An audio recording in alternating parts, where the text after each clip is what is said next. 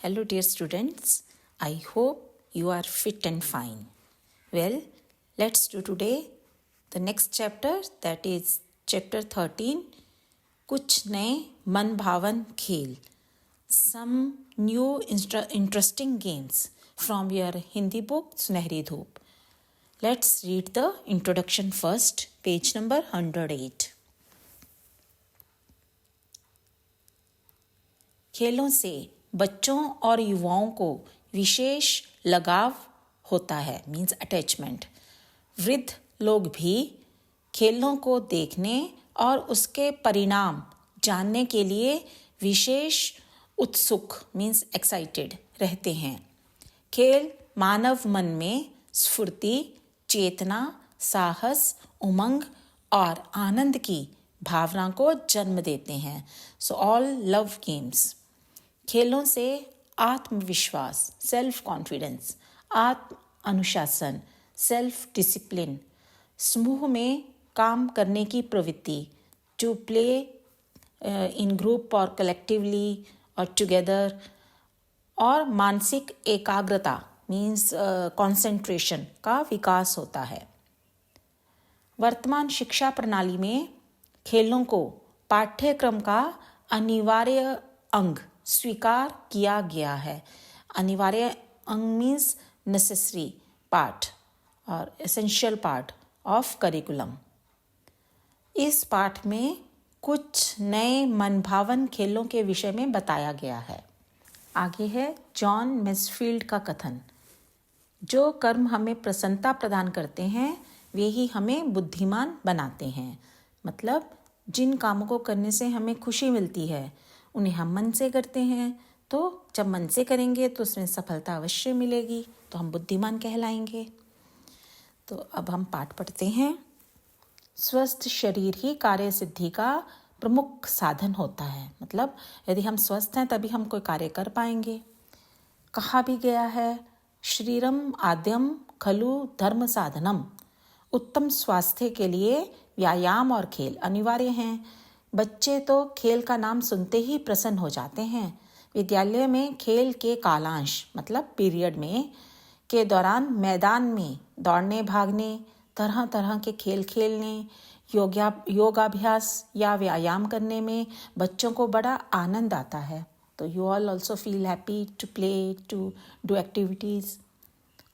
खेलने से निर्भयता, उमंग, आत्म अनुशासन, समूह में काम करने की प्रवृत्ति और प्रकृति से प्रेम की भावना जागृत होती है. कबड्डी का खेल हो या क्रिकेट का, स्कीइंग हो या राफ्टिंग, पैराग्लाइडिंग हो या बैलूनिंग, सभी प्रकार के खेल हमारे जीवन में रोमांच, साहस और आत्मविश्वास की भावना जगाते हैं. खुला आसमान हो या नदी की वेगवती धारा, मतलब उसका वेगवती मतलब तेजी से, तीव्र गति से बहती हुई नदी. बर्फीली पहाड़ियाँ हों या समतल हरे भरे मैदान, खेल तो कहीं भी खेले जा सकते हैं. इस आधार पर आधुनिक प्रचलित खेलों को 3 भागों में बांटा गया है. स्थलीय खेल, मीन्स जो हम स्थल पर, लैंड पर खेलते हैं. जलीय खेल जो पानी में खेले जाते हैं. और हवाई खेल जो हवा में, एयर में खेले जाते हैं. तो पहले हैं स्थलीय खेल. ज़मीन पर खेले जाने वाले अनगिनत खेल स्थलीय खेलों के अंतर्गत आते हैं. कबड्डी से लेकर hockey, cricket, football, badminton, basketball, volleyball, handball, boxing, tennis, तीरंदाजी, तलवारबाजी, रेसलिंग मीन्स कुश्ती आदि स्थलीय खेल हैं. इन खेलों के द्वारा न केवल शारीरिक और मानसिक विकास होता है, अपितु संवेगात्मक संतुलन भी बना रहता है. संवेगात्मक मतलब इमोशनल बैलेंस. इसके अतिरिक्त वर्तमान पीढ़ी की रोमांचक और साहसी प्रवृत्ति को एक सकारात्मक दिशा देने के लिए पथारोहण, ट्रैकिंग और पर्वतारोहण, माउंटेनियरिंग के खेल प्रचलित हो गए हैं.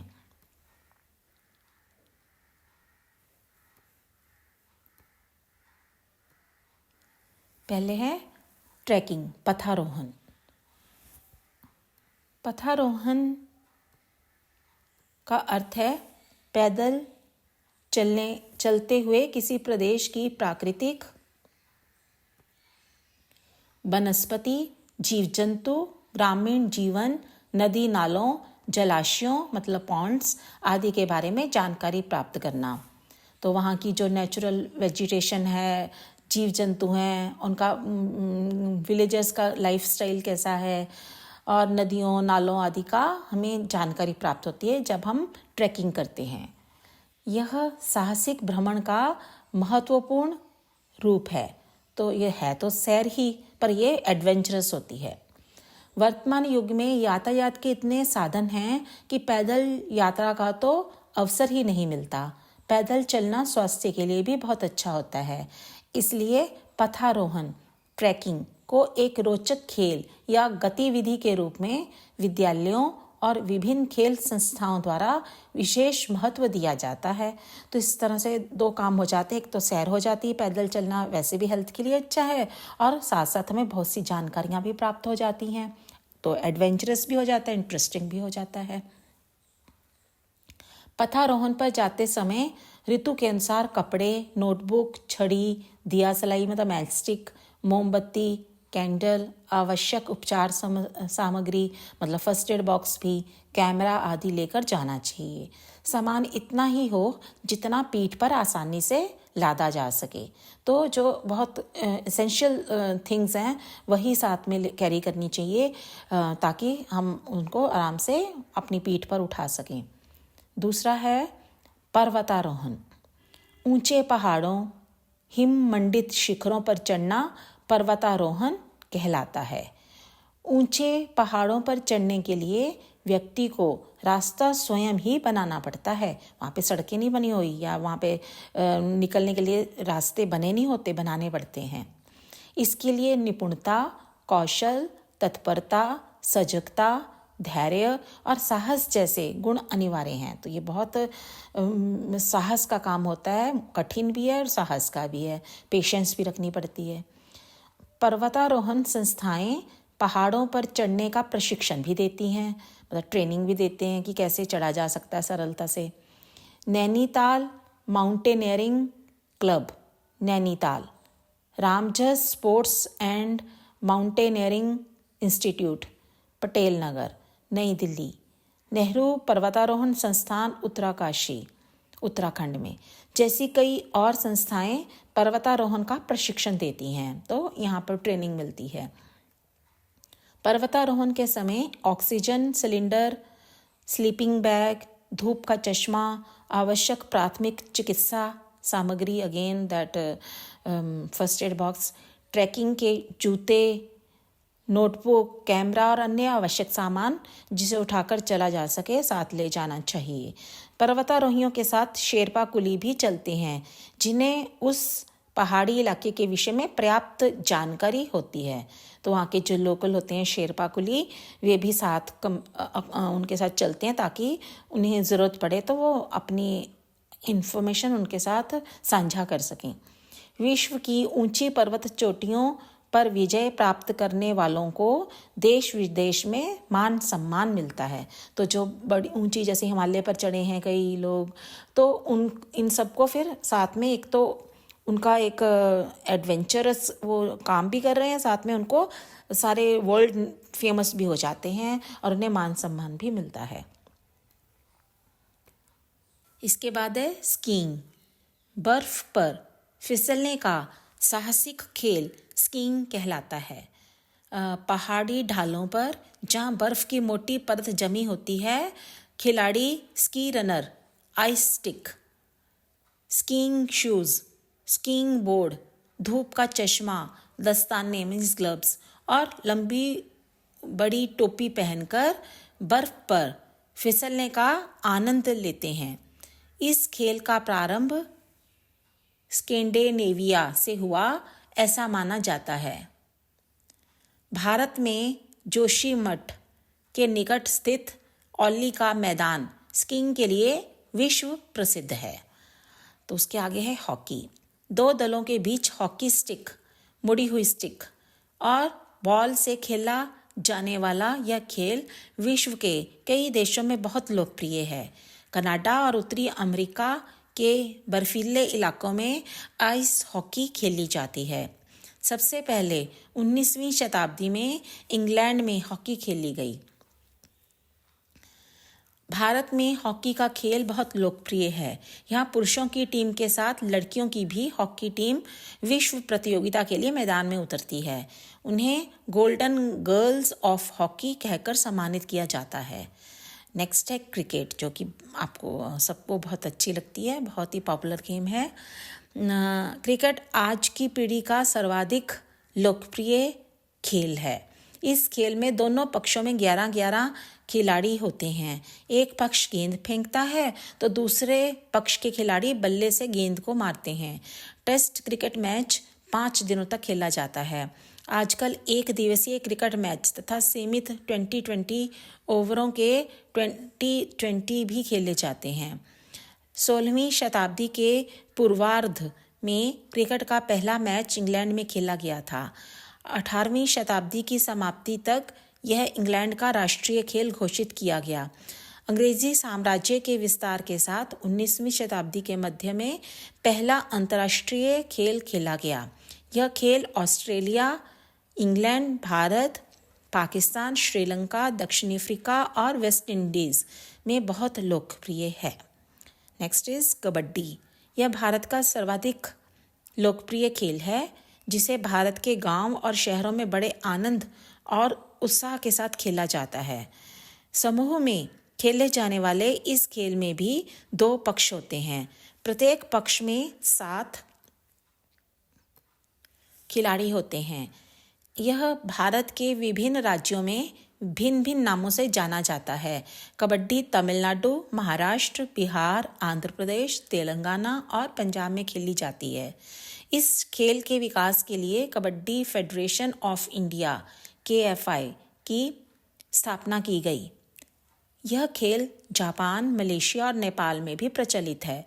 एशियाई खेल प्रतियोगिताओं में भारत ने कबड्डी के मैच में कई बार स्वर्ण पदक जीते हैं। उसके बाद आते हैं जलीय खेल। नदियों, झीलों, जलाशयों में खेले जाने वाले खेल जलीय खेल कहलाते हैं। तैराकी, स्विमिंग, वाटर पोलो के अतिरिक्त रिवर राफ्टिंग, कयाकिंग, केनोइंग, पाल नौकायन आदि जल क्रीड़ाएं बहुत लोकप्रिय होती जा रही हैं। उसमें सबसे पहले आता है वाटर पोलो। झीलों में तैरते हुए हाथ में गेंद को मारकर खेले जाने वाले खेल वाटर पोलो कहलाता है। पहला खेल वाटर पोलो कहलाता है।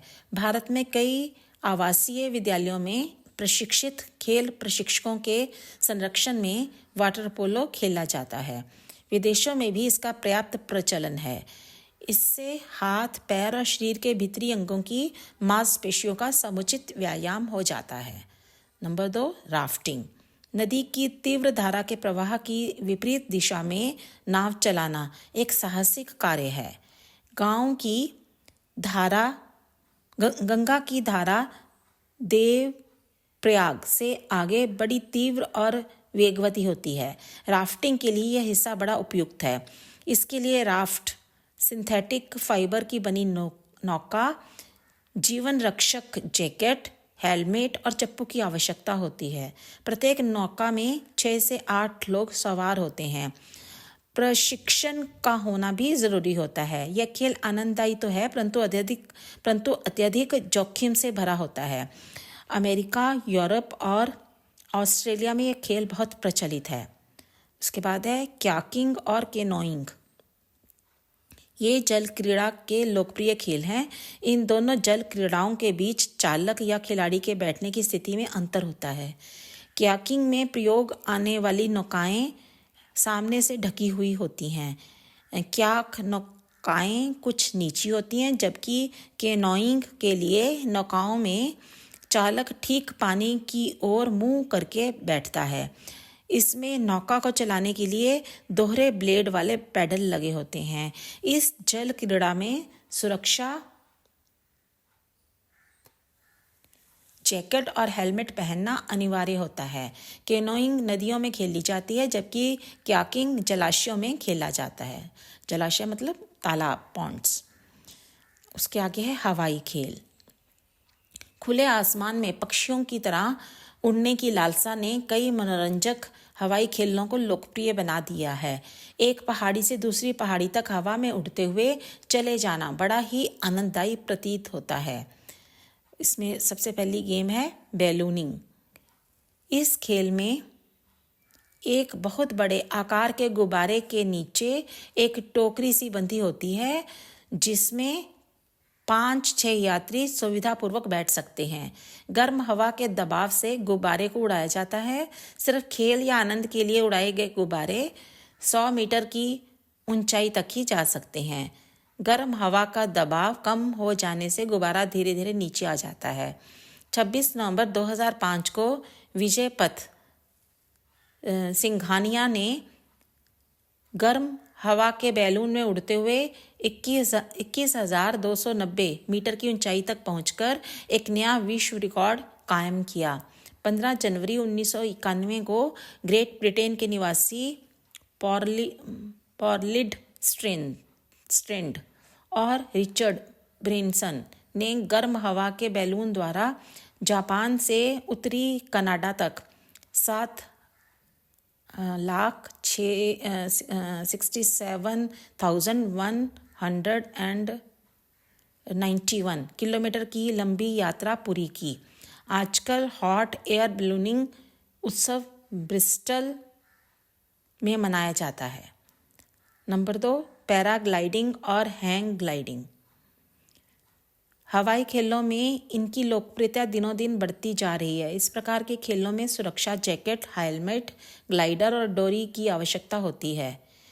पैराग्लाइडिंग, इसके लिए ऐसी ढलवां ज़मीन की आवश्यकता होती है जहां कोई प्राकृतिक बाधा मीन्स पेड़ पौधे ना हो, बिजली के खंभे या लोगों की भीड़ ना हो, 50 से 70 मीटर तक समतल ज़मीन हो। पैराग्लाइडर को अच्छी तरह पकड़कर अपने हाथों को उसकी डंडी से बांधकर 50 से 60-70 मीटर तक सीधा दौड़ना पड़ता है, जिससे ग्लाइडर में हवा भर जाती है और खिलाड़ी दूर तक उड़ते हुए जा सकता है। इसमें स्वचालित मशीन लगी होती है। हैंग ग्लाइडिंग भी इसी प्रकार से की जाती है, परंतु ग्लाइडर में स्वचालित मशीनें नहीं लगी होती हैं। प्रशिक्षित शिक्षकों के निर्देशन में ही ऐसे खेल आयोजित किए जाते हैं। ब्राज़ील, यूरोप, अमेरिका में इस प्रकार के खेलों का विशेष प्रचलन है। Number 3, parasailing. इस खेल में खुले मैदान में पैरासेल को रस्सी की सहायता से गाड़ी से बांध दिया जाता है। गाड़ी के चलने के साथ खिलाड़ी भी पैरासेल बांधकर दौड़ता है, जिससे पैरासेल में हवा भर जाती है और हवा में ऊपर तैरने का आनंद आता है। इस खेल के लिए विस्तृत खुला मैदान, जीप गाड़ी, पैरासेल, रस्सी, हेलमेट, जीवन रक्षक जैकेट आदि की आवश्यकता होती है। इस प्रकार ये सभी खेल हमारे मन में प्रकृति के भव्य उदार रूप को समझने और प्रकृति के साथ मित्रवत मतलब फ्रेंडली समय बिताने की प्रेरणा देते हैं तथा व्यक्ति विशेष में उत्साह, मैत्री, आत्मनिर्भरता, साहस, धैर्य, सहिष्णुता, उदारता जैसे गुणों को विकसित करते हैं। So that's it. तो next time we will do the back exercises and question answers of this chapter. Till then, goodbye.